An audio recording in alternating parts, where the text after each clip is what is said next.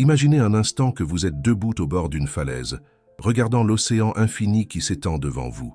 Dans vos mains, vous tenez fermement les rênes de votre existence, tirant désespérément dans toutes les directions, essayant de diriger chaque vague, chaque courant, chaque mouvement de cette immensité. Vos muscles sont tendus, vos articulations douloureuses, votre esprit épuisé par l'effort constant de vouloir que tout se passe selon vos plans minutieux. Et pourtant, malgré toute cette énergie dépensée, l'océan continue de danser selon ses propres rythmes, indifférent à vos tentatives de domination.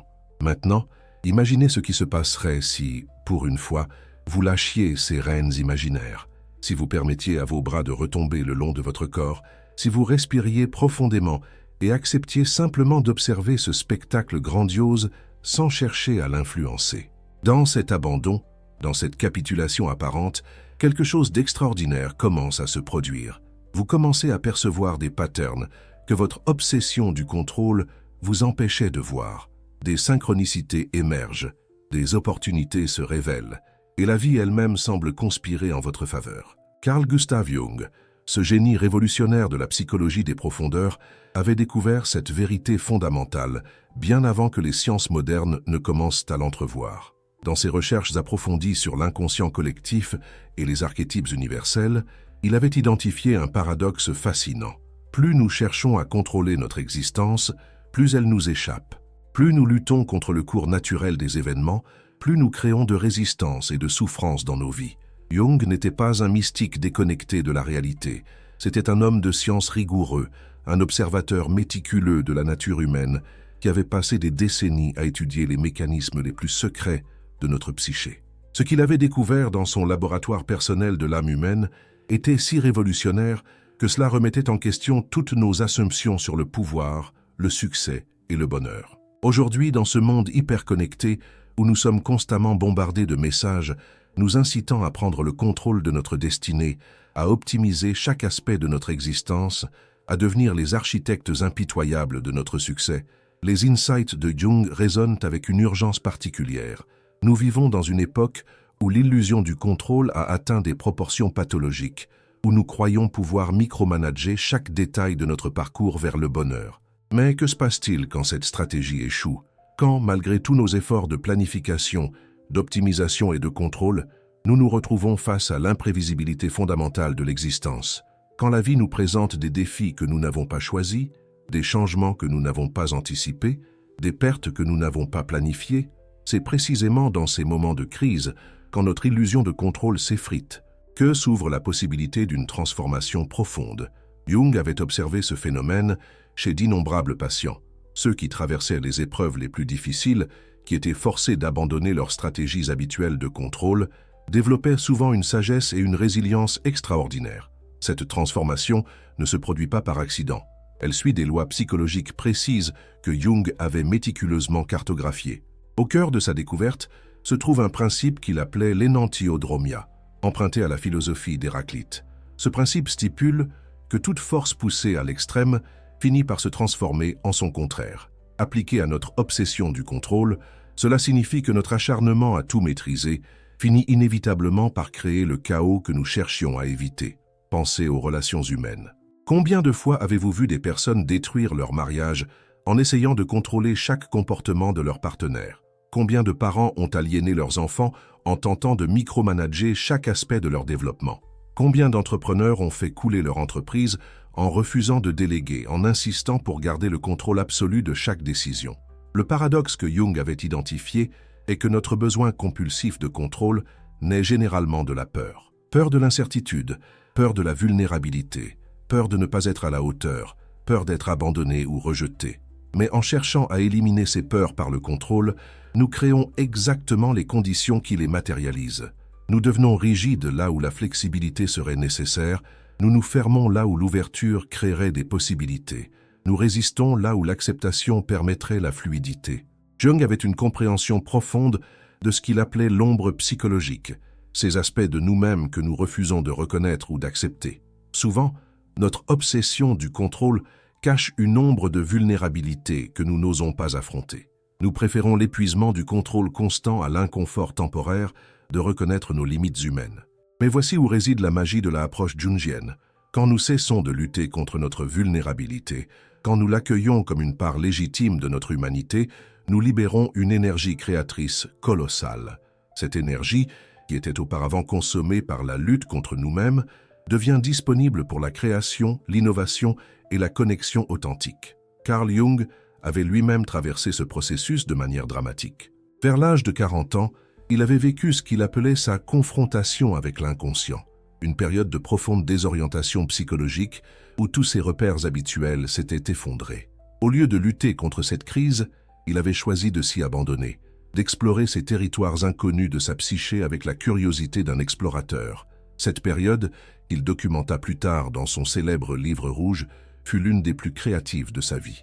C'est durant cette phase d'abandon du contrôle conscient qu'il développa ses théories révolutionnaires sur l'inconscient collectif, les archétypes et le processus d'individuation.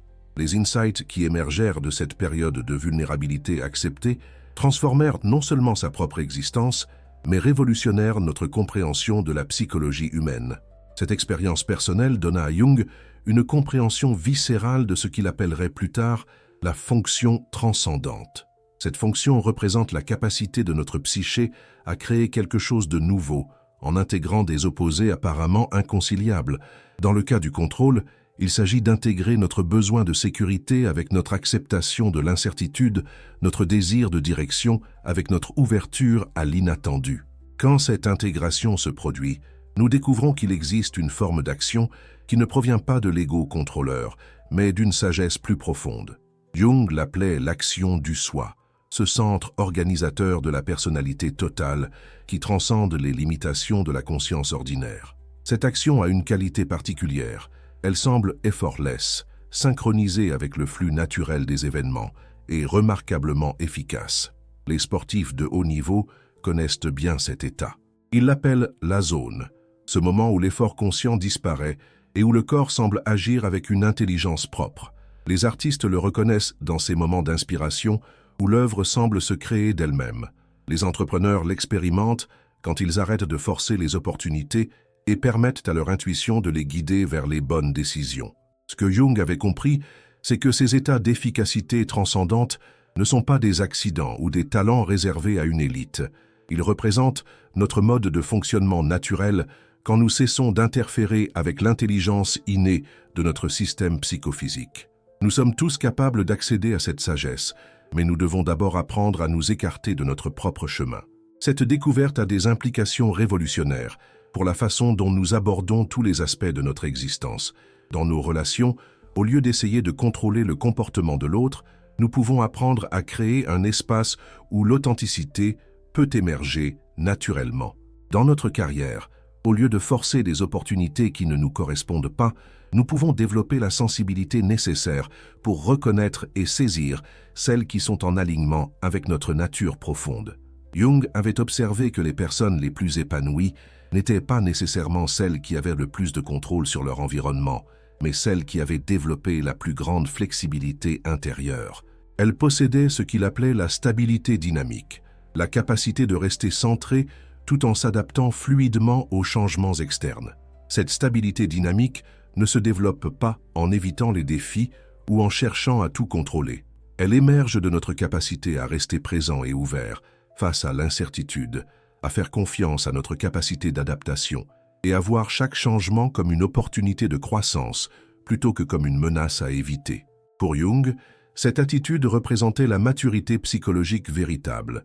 L'enfant cherche à contrôler son environnement pour se sentir en sécurité. L'adulte mature apprend à se sentir en sécurité en développant sa capacité à naviguer l'incertitude avec grâce et créativité. Cette perspective transforme radicalement notre rapport au stress et à l'anxiété. Au lieu de voir ces émotions comme des signaux d'alarme qui nous poussent à resserrer notre contrôle, nous pouvons apprendre à les reconnaître comme des invitations à développer notre flexibilité et notre confiance intérieure. L'anxiété devient alors un guide vers les domaines de notre vie où nous avons besoin de lâcher prise. Jung avait développé plusieurs pratiques concrètes pour cultiver cette capacité d'abandon constructif.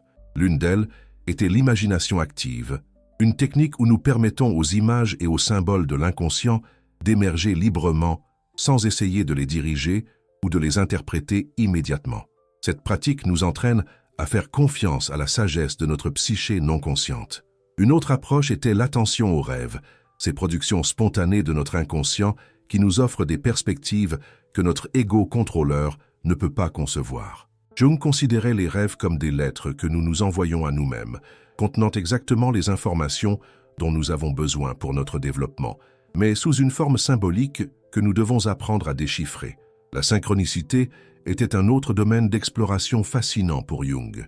Il avait remarqué que quand nous cessons de forcer les événements selon nos plans rigides, nous devenons plus sensibles à ces coïncidences significatives qui semblent nous guider vers des opportunités inattendues.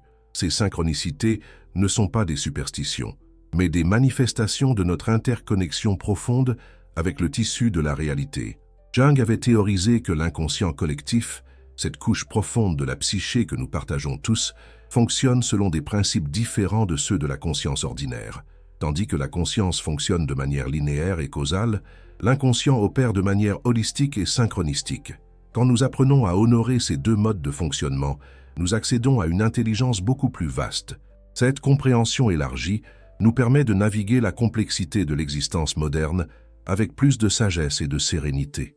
Au lieu de nous épuiser à essayer de contrôler des variables infinies, nous pouvons apprendre à identifier les éléments que nous pouvons réellement influencer et à lâcher prise sur le reste avec grâce et confiance. Dans le domaine professionnel, cette approche se traduit par une forme de leadership plus organique et inspirante. Au lieu de micromanager chaque détail, les leaders qui embrassent les principes jungiens créent des environnements où l'intelligence collective peut s'exprimer. Ils comprennent que leur rôle n'est pas de tout contrôler, mais de faciliter l'émergence du potentiel de leur équipe. En parentalité, cette philosophie nous invite à faire confiance à la sagesse innée de nos enfants. Au lieu d'essayer de les mouler selon nos attentes, nous pouvons apprendre à les accompagner dans la découverte de leur nature authentique. Cette approche crée des relations plus harmonieuses et aide les enfants à développer leur propre boussole intérieure. Dans nos relations amoureuses, l'abandon du contrôle ouvre la voie à une intimité plus profonde et plus authentique. Quand nous cessons d'essayer de changer notre partenaire ou de contrôler l'évolution de la relation, nous créons un espace où l'amour véritable peut s'épanouir. Cette forme d'amour n'est pas basée sur la satisfaction de nos attentes, mais sur l'appréciation de l'être unique que nous avons choisi d'accompagner. Jung avait identifié que cette capacité d'aimer sans contrôler était l'une des expressions les plus élevées de la maturité psychologique. Elle requiert une solidité intérieure qui nous permet d'être généreux sans être dépendant, présent sans être possessif, engagé sans être attaché de manière névrotique. Cette forme d'engagement détaché peut sembler paradoxale, mais elle représente en réalité la liberté véritable.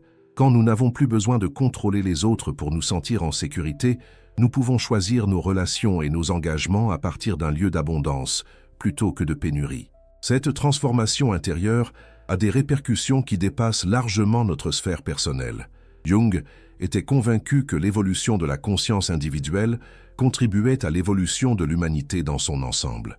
Chaque personne qui apprend à lâcher prise de manière constructive contribue à créer un champ morphique plus harmonieux pour tous.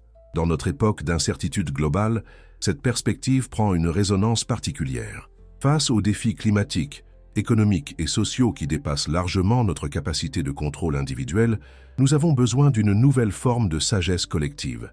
Cette sagesse ne peut émerger que si nous apprenons d'abord, individuellement, à naviguer l'incertitude avec créativité plutôt qu'avec panique. Jung nous invite donc à un acte de courage révolutionnaire, le courage de faire confiance à la vie. Non pas d'une manière naïve qui ignore les défis réels, mais d'une manière mature qui reconnaît que notre capacité d'adaptation et de créativité est beaucoup plus vaste que nos peurs ne le suggèrent.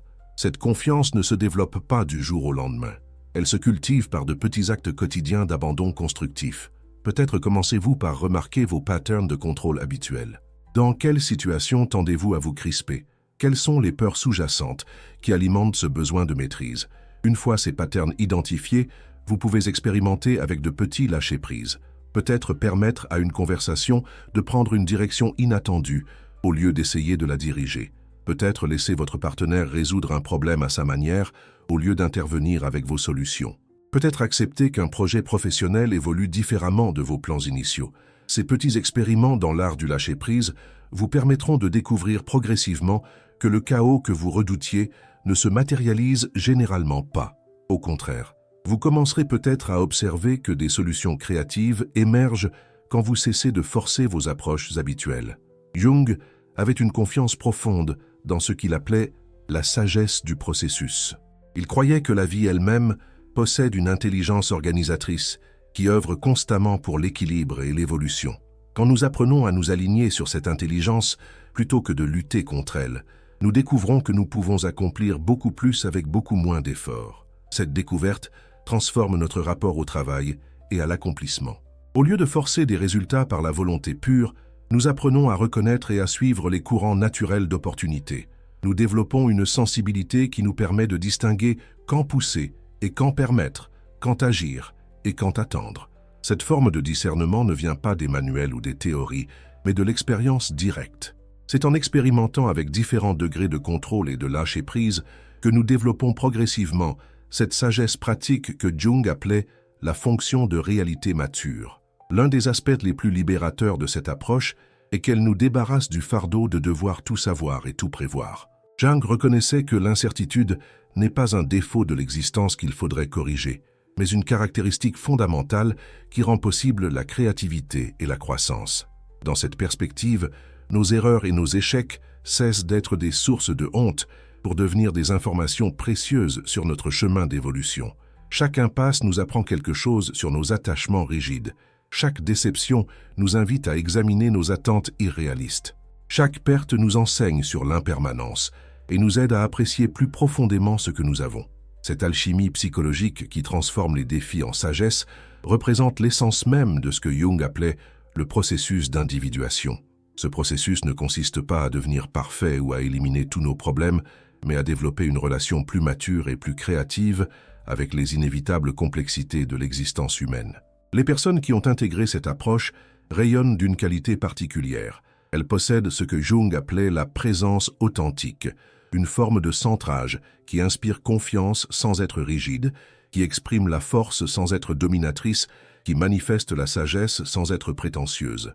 Cette présence authentique attire naturellement les opportunités et les relations harmonieuses. Non pas parce que ces personnes manipulent ou contrôlent leur environnement, mais parce qu'elles créent un champ énergétique qui invite à la collaboration et à la créativité mutuelle. Jung avait observé que cette qualité de présence était accessible à tous, indépendamment du statut social, de l'éducation ou des circonstances externes. Elle émerge de notre disposition à être vulnérable et authentique, à reconnaître nos limites, tout en faisant confiance à notre capacité d'adaptation et de croissance. Cette vulnérabilité authentique ne doit pas être confondue avec la faiblesse ou la passivité. Au contraire, il faut un courage considérable pour lâcher prise des stratégies de contrôle qui nous donnent l'illusion de sécurité. C'est un acte de force que de faire confiance à l'intelligence de la vie quand notre conditionnement nous pousse vers la méfiance et le contrôle. Ce courage se développe progressivement à travers des expériences répétées de lâcher prise qui nous démontrent que nous sommes plus résilients et plus créatifs que nous ne le pensions. Chaque fois que nous survivons à l'inconfort temporaire de l'incertitude et découvrons de nouvelles possibilités de l'autre côté, nous renforçons notre confiance dans ce processus. Jung nous rappelle que cette transformation n'est pas un luxe réservé aux privilégiés, mais une nécessité pour tous ceux qui aspirent à une existence authentique et épanouissante. Dans un monde qui change à une vitesse vertigineuse, notre capacité d'adaptation flexible devient plus importante que nos stratégies rigides de contrôle. Les miracles dont parlait Jung ne sont pas des événements surnaturels qui défient les lois de la physique. Ce sont les synchronicités naturelles qui émergent quand nous cessons d'interférer avec l'intelligence organisatrice de la vie. Ce sont les solutions créatives qui apparaissent quand nous créons l'espace nécessaire pour que la nouveauté puisse se manifester. Ces miracles quotidiens sont disponibles pour chacun d'entre nous, à chaque moment. Ils attendent simplement que nous ayons le courage de desserrer un peu notre emprise sur les rênes du contrôle et de faire confiance à la sagesse qui nous dépasse tout en nous incluant. Alors aujourd'hui, je vous invite à faire une expérience simple mais révolutionnaire. Identifiez un domaine de votre vie où vous ressentez de la tension à cause de votre besoin de contrôle. Peut-être une relation qui ne se développe pas selon vos attentes. Peut-être un projet professionnel qui stagne malgré tous vos efforts. Peut-être une habitude que vous n'arrivez pas à changer malgré votre volonté. Pour cette situation spécifique, essayez de lâcher prise pendant une semaine. non pas en abandonnant votre engagement ou votre responsabilité, mais en cessant de forcer des résultats spécifiques. Observez ce qui se passe quand vous créez de l'espace pour que l'inattendu puisse se manifester. Cette expérience pourrait bien être le début de votre propre découverte des miracles naturels dont parlait Carl Jung. Car, comme il l'avait si bien compris, la magie véritable de l'existence ne se trouve pas dans notre capacité à tout contrôler, mais dans notre capacité à danser créativement avec les mystères de la vie. Et dans cette danse entre contrôle et abandon, entre effort et permettre, entre savoir et ne pas savoir, se révèle peut-être la plus belle des découvertes. Nous sommes beaucoup plus vastes, plus sages et plus créatifs que notre ego contrôleur ne le soupçonne. Il suffit parfois de nous écarter de notre propre chemin pour permettre à cette vastesse de se révéler et de transformer notre existence de manière miraculeuse et naturelle.